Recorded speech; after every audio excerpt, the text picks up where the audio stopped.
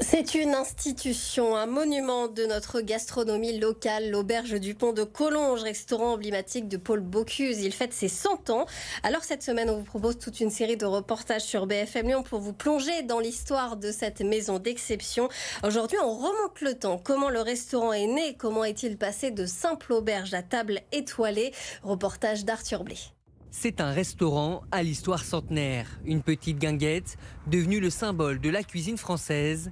Tout commence en 1924 quand Georges Bocuse, le père, s'installe à Collonges au Mont d'Or. C'était un coup de cœur amoureux, c'était les beaux-parents. Donc ils rejoignent ses beaux-parents ici. Ils reprennent cette petite affaire où ils faisaient des fromages blancs, des carpes et des carpes farcies et puis des grenouilles. Dans les années 50, après s'être formé chez Fernand Point et à la Mère Brasier, Paul Bocuse prend la succession de son père.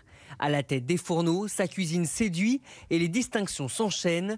La première étoile au guide Michelin dès 1958, puis le titre de meilleur ouvrier de France et la deuxième étoile. Vient ensuite le titre suprême. La date clé, c'est 65, c'est la troisième étoile. Tout a changé après. Il prend la pleine mesure de ce qu'il est capable de faire. Et puis il a déjà une aura. C'est quelqu'un qui a un physique, qui a une gouaille, une autorité naturelle. C'est un mec à part. Un mec à part et un restaurant qui n'est plus qu'une simple auberge de village. Le monde se presse à la table de Paul Bocuse qui devient une icône. Représentant de la gastronomie française, il voyage dans le monde entier. Un chef qui soignait son image, comme nous le raconte son ami et conseiller artistique. Il avait compris la force des médias. Il l'a compris très tôt, ça.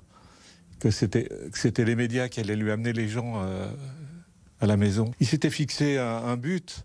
C'était très, très réfléchi pour lui. Il voulait être le roi du monde, il n'y a pas de problème. Le restaurant gardera ses 3 étoiles jusqu'en 2020, un record de longévité encore inégalé.